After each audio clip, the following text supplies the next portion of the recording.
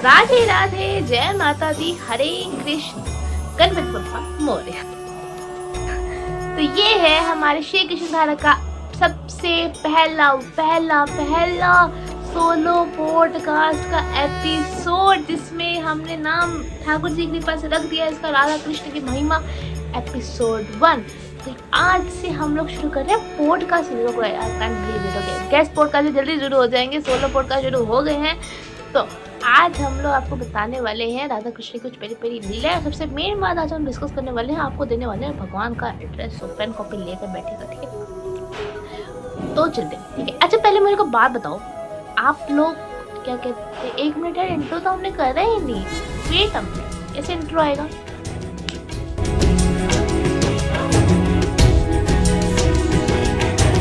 Radhe Radhe, Shri Radhe Radhe, Radhe Radhe. Okay, intro आप लोगों ने देख लिया, उसके लिए थैंक यू सो मच। तो अच्छा, पहले मेरे को बात बताओ, आप लोगों में से कौन कौन है जो सॉन्ग्स गाता है या सुनता है? जल्द से कमेंट्स करना, ठीक है? ओके। अच्छा, वैसे बात मुझे बताओ, क्या सॉन्ग गाने, संगीत गाने से कोई फायदा है?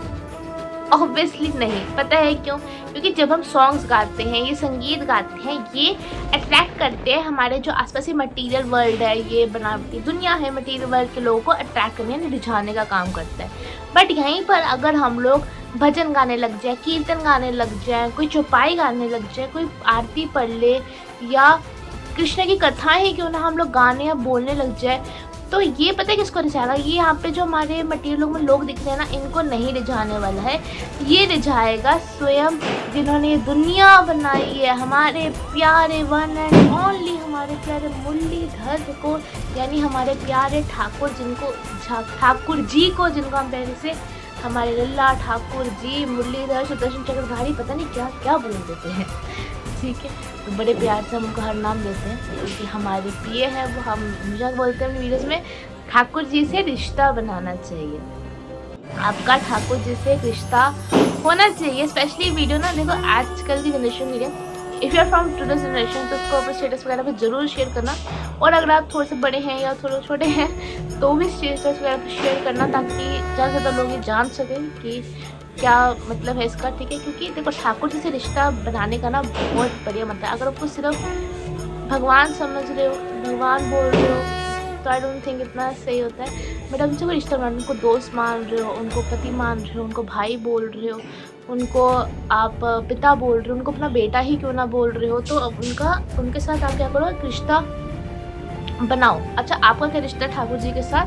सो to tell me comments. And I think आपको हमारा रिश्ता मालूम है, नहीं पता तो हम बताते हैं। वो हमारे प्यारे प्यारे भैयों हैं, भैयों तो हमारे प्यारे भाई हैं, हम उनको प्यार से भैयों बोलते हैं, ठीक है? तो अभी आगे चलते हैं। तो मैं कह रही थी कि अगर हम लोग भजन ये सब गाते हैं ना, तो ठाकुर जी बीत जाते हैं, लेकिन ठाकुर जी अट्रैक्ट होते हैं। तो ज़्यादा अच्छा क्या है, मटेरियल लोगों को अट्रैक्ट करना, ठाकुर जी को अट्रैक्ट करना, ऑब्वियसली ठाकुर जी को अट्रैक्ट करना ना। तो इसलिए हम भजन से रख कर चल जाते हैं, ठीक है?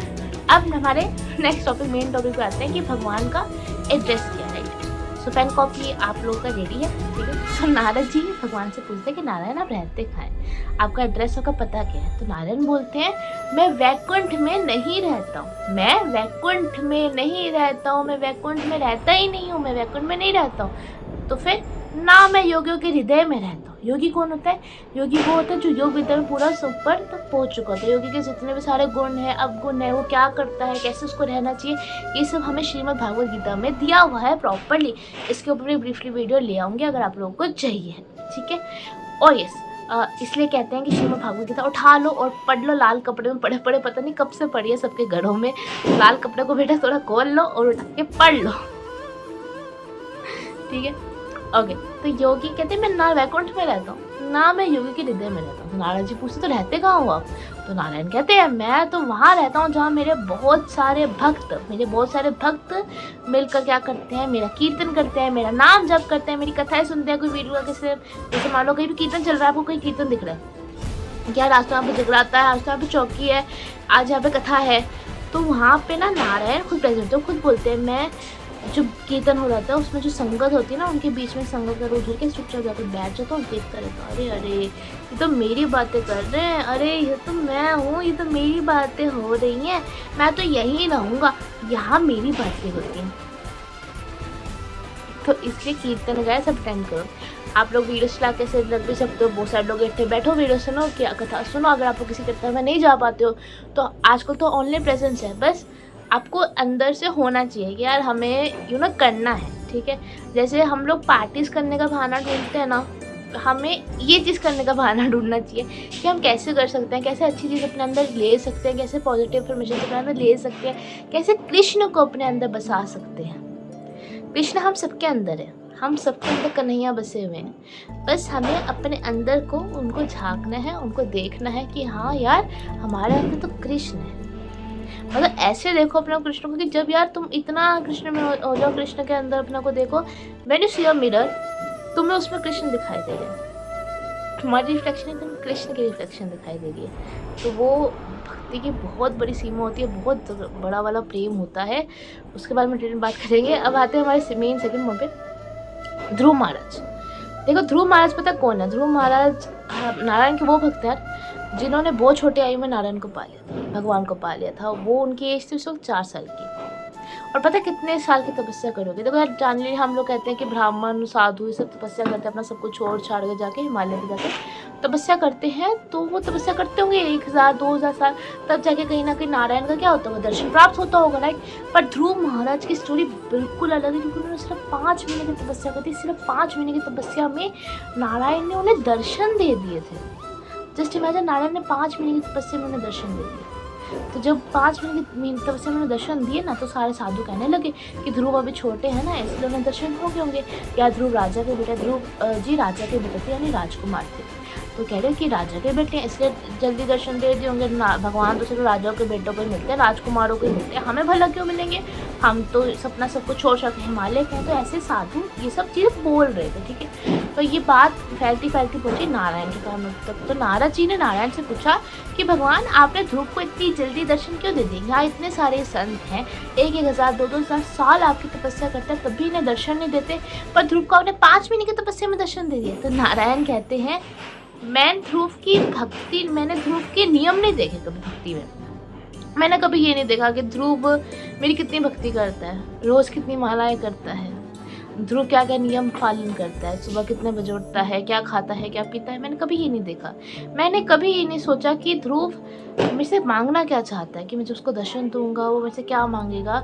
मैंने कभी ये नहीं सोचा। मैंने सिर्फ एक चीज़ देखी। वो क्या देखी? नारद जी पूछते हैं। तो नारायण कहते हैं मैंने ये देखा कि उसको मेरे से मिलने का उत्साह है, एक्साइटमेंट है।